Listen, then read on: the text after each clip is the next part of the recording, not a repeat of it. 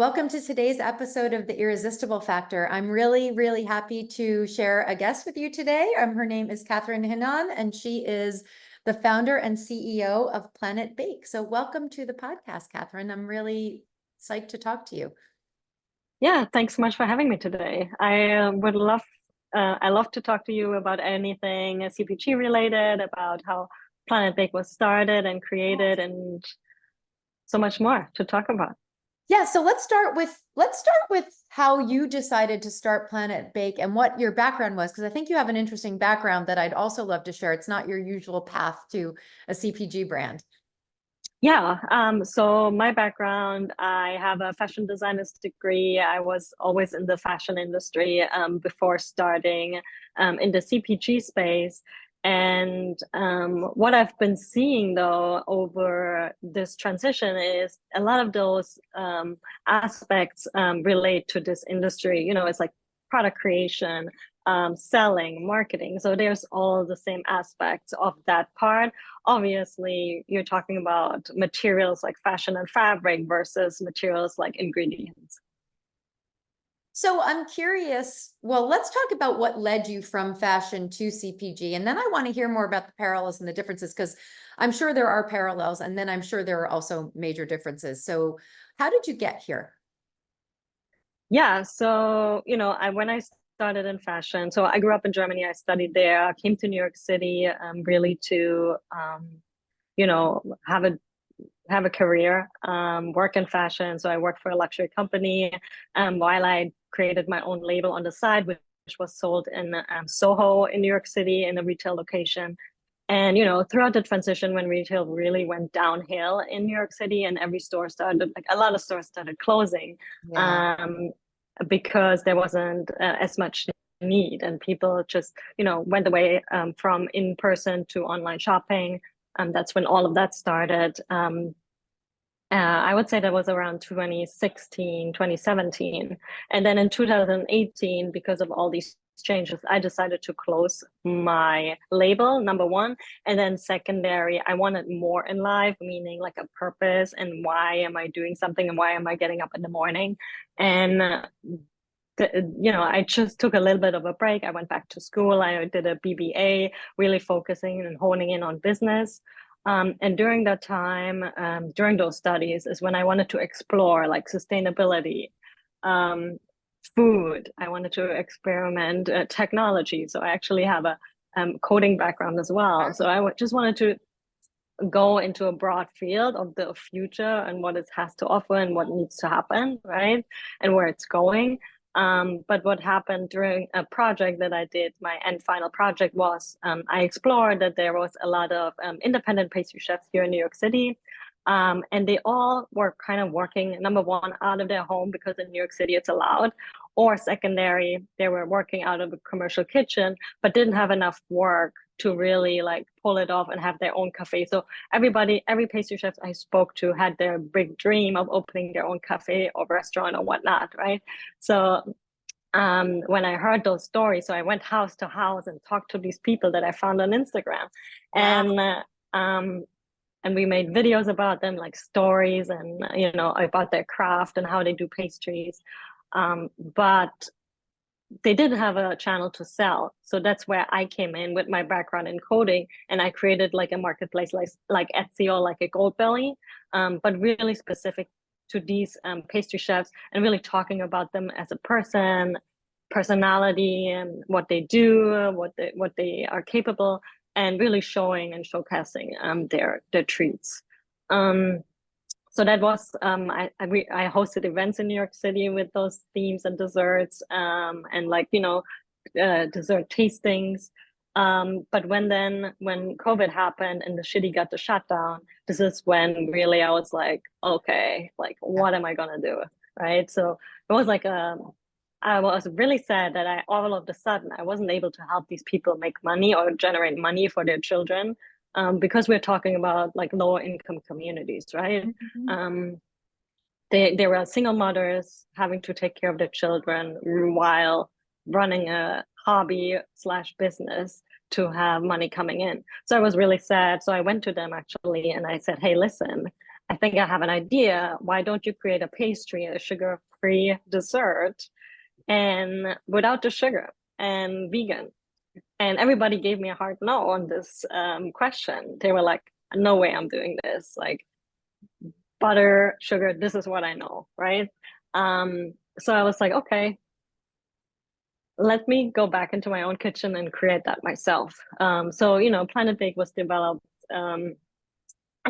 first as a baking mix. And then later on, it took me about 9 months to do the recipe development and the perfection. And then it was launched as a ready to eat item. Okay. And when you were thinking about that, did you do any sort of research that said this is a big need that people have that isn't being fulfilled? Like, how did you choose this? Because it's really specific, right? And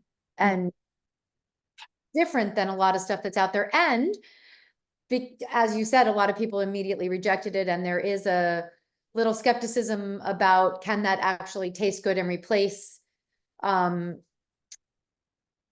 treats that I'm used to. So did you do anything that made you believe for sure that this was a path you wanted to go down and you thought would be lucrative or successful or fill a need that was missing? Yeah, so I did a ton of research, like every day, probably 10 to 12 hours. Because I had the time during COVID. So number one, there is a lot of customer also in New York City and beyond, because I started really on in the city. I mean, there's 8 million people. What better way to try it out and test it, right?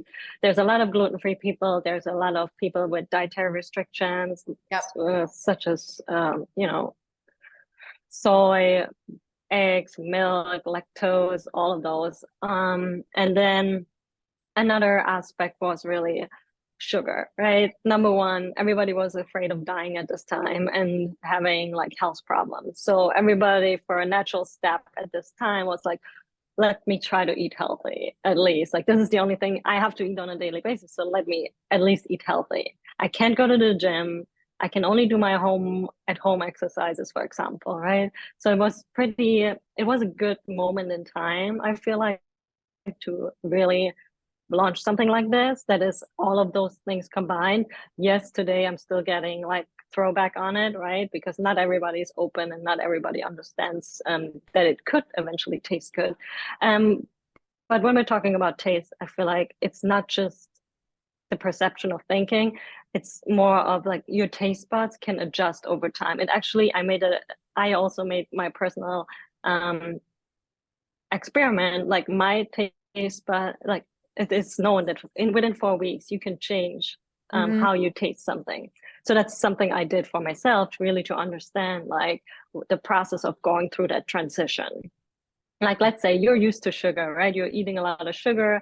The average child today eats 69 grams of sugar per day, which is crazy insane, if you think about it. But if you would cut this in half over 4 weeks, you know, a treat like mine that isn't filled with sugar and maybe has other natural sweeteners might be tasting to them great and perfectly fine within this time period. So it's really about who the customer is, understanding who it is, what else they're eating, and if they fall into that target in regards to taste. Yeah. Because maybe they're already used to it, right? Like gluten-free people are more open to less sugar, more healthy, plant-based vegans, also more open. Anybody who wants to eat low sugar or no sugar already is open to that kind of flavor profile. Flavor profile is when I'm saying all natural flavor. You can taste the almonds, you can taste the real ingredients, and the subtle light semi-sweetness. Yeah. And tell me about donuts. So donuts are the main thing that you have right now, right?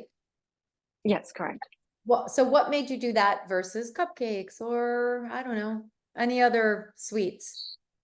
Yeah, so as I said earlier, I'm from Germany, and actually my mom is German, my dad is American, and we lived in Germany for a long time. But when my dad always brought home these desserts, like anything like a Twinkie, donuts, you know, Dunkin', which there was an army base, and he brought home that stuff.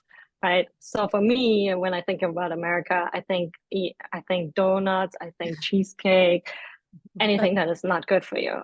And so, from a perspective, understanding the American market and thinking about what is easy for them to understand and to, immediately get, like, I market my donuts as the opposite of a Dunkin' Donut. Mhm. It's baked, it's not fried, it has avocado oil, all these good nutrition that actually are designed to help regulate blood sugar. So it's the complete opposite of what Dunkin' Donut does.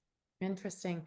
And you have talk about so you started the brand, and how did you find the beginning of your journey? Was it harder than you thought, easier than you thought? So the first year was really easy and open, to be honest, because there was so many possibility and everything was at this time kind of unregulated. Yeah. So I did a lot of testing out of my home with a home food processing license, and really, shipping product out of my home to customers or people who wanted to try it. And then this is how I developed the recipe, because then I saw also how it moves with shipping and transit. Yeah. Yep. Um, and I actually got a very first early client, which at this time was Vegan Essentials. Okay. And really, working with them, they ordered actually the baking kit, and they came back to me and said, hey, we are interested in buying the actual ready to eat donut. And they thought they had a great customer audience for this specific item, right? Yeah. Yep. Yeah. And then from there, I just did a lot of campaigns around New York City, marketing the product, putting it out there, gluten-free, vegan, sugar-free, soy-free, all of that. And my very early adopters were actually vegans that are soy-free or gluten intolerant. Yep. And you have some good distribution. So can you talk about how you approached that?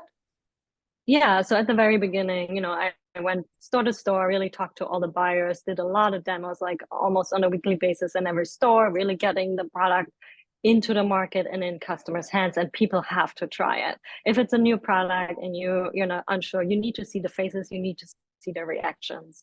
Once that was like kind of settled after like half a year of doing that, I slowly approached like stores outside of New York City as well. Um, People were places where I probably couldn't get to that easy, and I had to trust the product it sells by itself. Yeah. If the buyer believes in it, I think it can sell by itself, which it did, which is great. Um, and it's been really going really well. So I added a small distribution company out in Philadelphia. Okay. Last year we added a small distribution here in New York City, and we actually have big plans to launch on the East Coast in Q4. Amazing. So what has been, I mean, it sounds like it's been mostly good. But I'm sure there are challenges. So what's been the biggest challenge for you to date?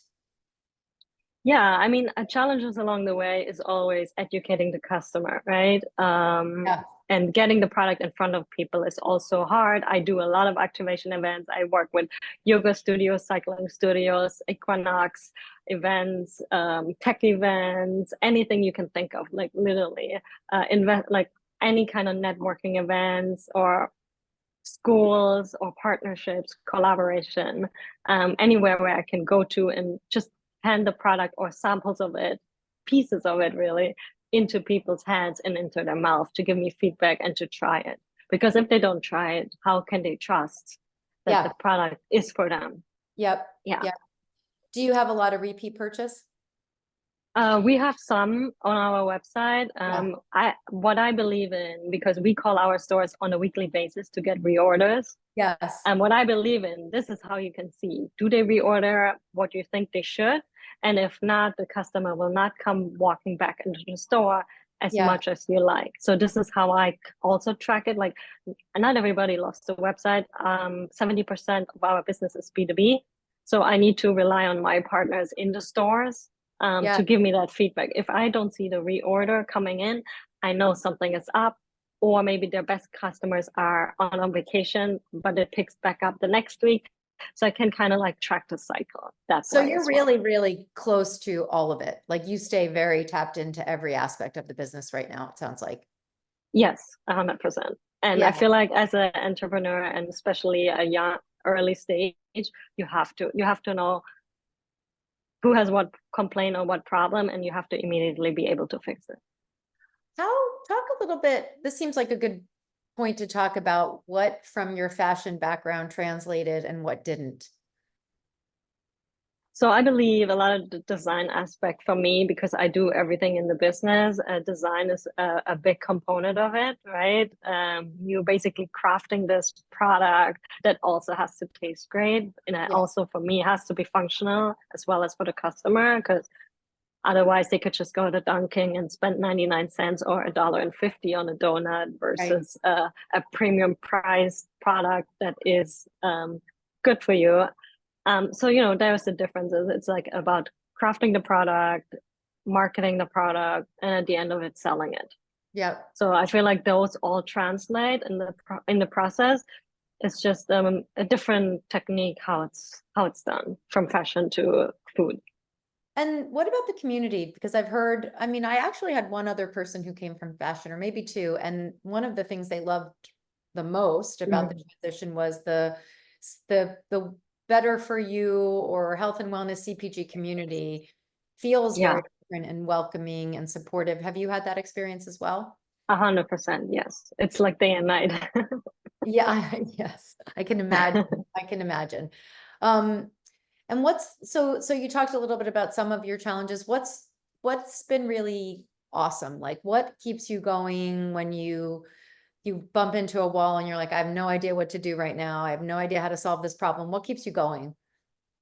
I would say at this point, it's also customer feedback, right? If you see good feedback from customers or you read a good review, it kind of like sometimes helps you back out of that hole. And like, let's say you got bad news, like there's days you get only bad news, right? But then you see that one review from whatever ex customer, and you didn't expect it, right? And they're like, this is changing my life. I'm so glad I found this product, blah, blah, blah. And I'm like, okay, we got to keep going. There has to be more people like this out there that Yeah. really, need it. And, especially with diabetes rates going to be skyrocketing or are already skyrocketing. I feel like the food industry has to be more responsible. I mean, corporations, you can forget them, but small brands know it and they have to be more responsible and more innovative and create products that taste good, which is a big challenge, right? Because you're trying Yes. to use only super clean, natural ingredients. It's very tough. And yeah, so it's really hard to, always push the boundaries as much as you can, Yeah. even if you're having a bad day. I think that's good advice. I also, we talked on our initial conversation a little bit about capital raising. So where are you in that stage when it comes to raising money? Have you done Yeah, it? so raising money is a full-time job. So I was actually lucky and I got really early strategic investors on board. But not everybody has that access. So I believe overall it's very hard to do. It's very hard to find these people, especially if your focus hasn't been on building your network. So let's say you just start today and you have no idea where to start. That was me. I had no idea about the CPG. I did not have any relations whatsoever. I didn't have any investors that I knew from before whatsoever. And it's really about building that network and it takes time. So the earlier you can start on that, the better. Even if you're thinking of launching a brand in 2 years, start building your network now. Yeah. Yeah. That's a really good point because it must be so hard to do all the things. I mean, I have a small business as well. And sometimes there are so many hats that you have to wear and some of them could be full-time jobs in and of themselves, which I also know that raising capital is. Mhm. So how do you do it all? Organization, it's very important. Every day has a different topic, for example, and the weekends get usually allocated to whatever has the most demand. Mhm. Let it be, speaking to investors or writing those emails or writing these pitch emails ahead of time so that they can go out Monday morning. Like anything you can do. Obviously you have to take out some personal time as well to relax and reboot. I just recently did that for my Saturdays only. Before that, it was like 7 days a week. But I felt like how important it is really just to take that day off. Even if you sit down on your laptop for 2 hours in the morning, fine. But after that, just close it and let it be. That's technically not a day off, just so you know, but. But yeah, for me, it counts. But because, I drink my coffee in the morning and I put on my computer, the first thing I do is like look at emails or do that. Just naturally, it just flows. But then I'm like, okay, this is enough. After 11, let's stop. Yep, yep. Tell me about what you want to see happen with the brand and how you plan to get there. So where do you really want to be ultimately? And what's your path from where you are now to there? Yeah, so Planet Bake, we're planning to launch a product line of different desserts for the future, or different snacks that are all centered around entirely natural ingredients. And they all have to be health beneficial and have that aspect, it has to be nutrition rich. That's what the donut is right now. It's nutrition rich, it's good for you, not just better for you. It helps regulate blood sugar level. We have done many tests with our type 1 or type 2 diabetes customers, and we really want to see that throughout the entire product line. That's You hopefully always be coming. sugar-free and gluten-free, or is that not necessarily the case? We want to keep that aspect as well Yeah. throughout. Yes, Okay. 100%. Yeah. It's interesting what you're saying, and I think this is a really cool thing to talk about for a second. So there are a million brands that are better for you, right? And that is so open to interpretation, but that's not what you're Yeah. saying at all. You're saying good for you. You're saying nutrition rich and then free from things that are harmful. That's a different proposition than most. Mm-hmm. It's Yeah. really specific. I think it's awesome because if you're saying it's good for you, it's not open to interpretation. You have to be able to prove that, right? And it sounds like you can. Yeah. So I'm actually thinking about, or we have to launching like a protocol, how the nutrition develop through your smaller intestines. Mm-hmm. So it's like almost like a clinical trial. Yeah, Yeah. that's really So interesting. that's what I'm looking into over the next couple of weeks, just to see how that could play out. But I feel like it's really important to know for 100% if you're communicating this message, right? Well, and then the other question I have for you is, does it complicate your job and your life and the brand to have to deal with claims, right? Because if you're saying it's good for you, you're going to have to support all of your claims, and that's different Exactly. than avoiding saying things. So is that make your life harder, or is that doesn't matter to you because it's just part of what this brand is about? Yeah, I mean, in the long run, if you're looking at large marketing, you have to have the backup behind you in order to make these messaging claims. For right now and until today, it hasn't been because I don't put much money behind it. All the company has been doing is organic growth. Yep. But let's say I'm getting a large investments, which everybody's aiming for. Yes. We have to have some sort of proof. Yeah. Yeah. Interesting. And then as a female founder, how are you finding the community of private equity investment bankers, people that you're going out to talk to about capital raising? Have you found that to be a challenge, and do you attribute any of it to that? I don't have exact experience in that. I mean, everybody that I've spoken to is nice, open, but I feel like at the end of the day, it really matters on your team. How you build the team. That's one of my next steps that I'm really closely looking into, like who's going to be on the team. How is that all mapped out? What do they want to see is also a bigger question, right? Like what is attractive? Revenues matter all the time. So that's another big step. You need somebody who's able to perform.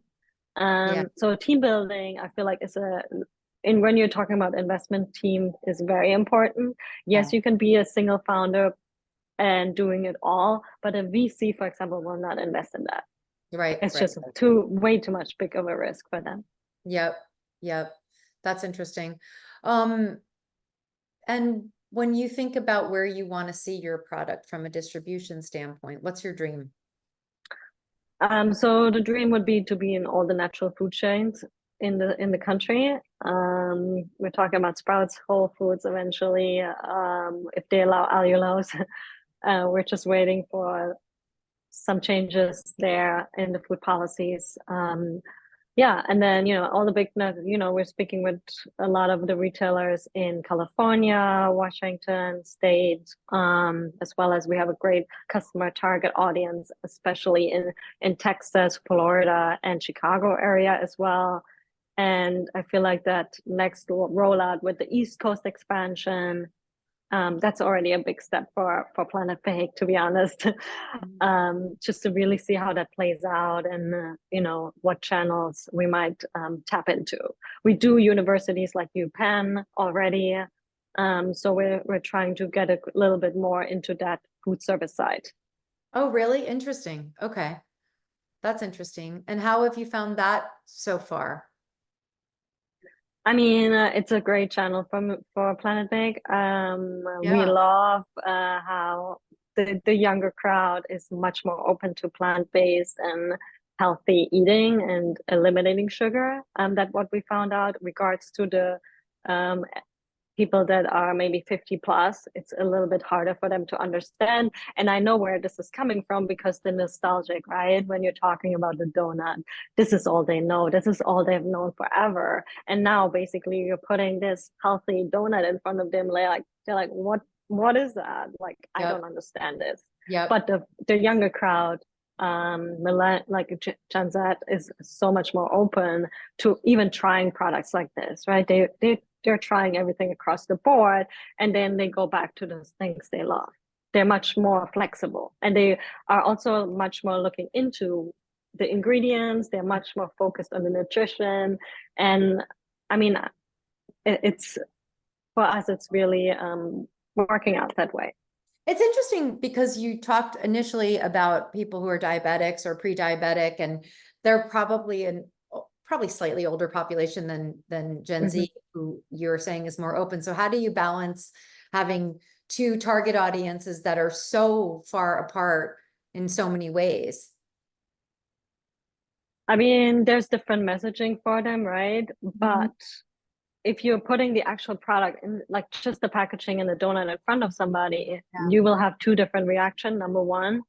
But in regards to sugar, the younger people are also more aware that Yes. it's not good for them, right? So they're naturally much more drawn to this product, instead, like if you put something else in front of them that has maybe 23 grams of sugar, Yep. they're like, look at it, and they will probably read mine first, because they're like, oh, zero sugar. I'm curious, what are they putting in there, right? Yeah. Yep. Um, I want to ask you, I want to be respectful of your time, but I also want to ask you if you have advice. So you've done this for a while now. You've had probably a lot of great things and a lot of things that were challenges. What's your advice for people who are at the early stages of starting a brand? Like, what can you share that you say, definitely do this, definitely don't do this? Yep. So when I think about it, and I talk to a couple of people myself that are on the early stage side, and I see what they're doing, and I did the same mistake, right? So I would look a lot of would I would try to look for money first, because growing a company organically is hard. It's super hard. Like, I would love to implement things much faster if I had the Yeah. capital behind me, right? Um, and also building the team, that plays also into that same category. You need money in order to do that. Yes. So there's so many categories in the business that require funds. Yeah.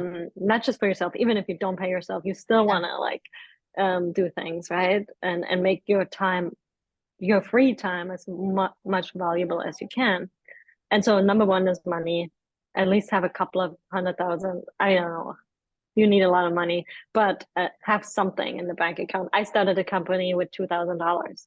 Wow. I think everyone would say if you think you need a certain amount, double it, right? Because Yeah, you always need more than you think. But I guess the question I have for you on this topic, because it's really important, is how do you raise money when everyone wants you to be profitable or show some path, very clear path to that before they're willing to invest, because it's changed so much. Like I think 5 years ago, that would have been a piece of advice that everyone could say, yeah, I have a great idea. Let me go out. There's so much money floating around, but it's not like that now.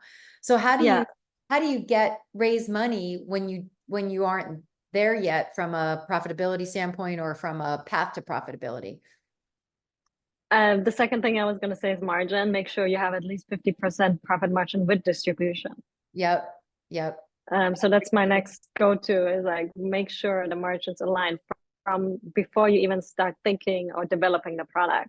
You have Yep. to do your research, like how much is this ingredients? How much is that? How much do you need? What's the margin at the end? Like if I would have understood this before, I wouldn't have such a hard time bootstrapping, right? Because Right. then it's easy. Then Yep. bootstrapping becomes more, yeah, not easy, but more like a natural flow of things.